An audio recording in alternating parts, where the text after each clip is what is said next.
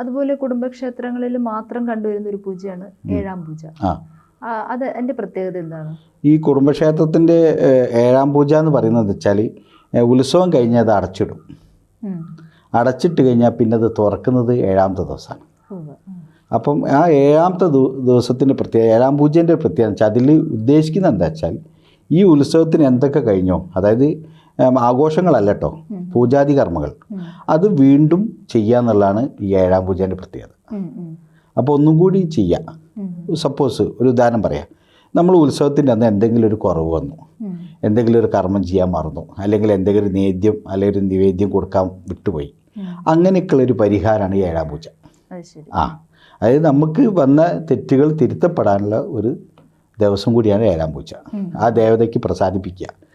ചില ആൾക്കാർ ഉത്സവം കഴിഞ്ഞ ഉടനെ തന്നെ ജ്യോത്സ്യന്മാരെടുത്ത് പോകും. ഞങ്ങളങ്ങനെ തറവാട്ടിൽ ക്ഷേത്രത്തിൽ ഉത്സവം കഴിഞ്ഞു, എന്തെങ്കിലും പോരായ്മ ഉണ്ടോ ജ്യോത്സ്യരെന്ന് ചോദിക്കും. അങ്ങനെ അവർ പറയുന്നതനുസരിച്ചാണ് ഈ ഏഴാം പൂജയ്ക്ക് അതിന് പരിഹരിക്കപ്പെടുക.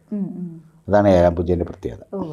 സമ്പൂർണ്ണ ജാതകം സാധാരണ ജാതകമല്ല, സമ്പൂർണ്ണ ജാതകം. 75 പേജുകൾ അടങ്ങുന്ന സമ്പൂർണ്ണ ജാതകം 250 രൂപയ്ക്ക് ഇനി നിങ്ങളുടെ കൈകളിലേക്ക്. അതിനായി നിങ്ങൾ ചെയ്യേണ്ടത് ഇത്രമാത്രം: താഴെ കാണുന്ന നമ്പറിൽ ബന്ധപ്പെടുക.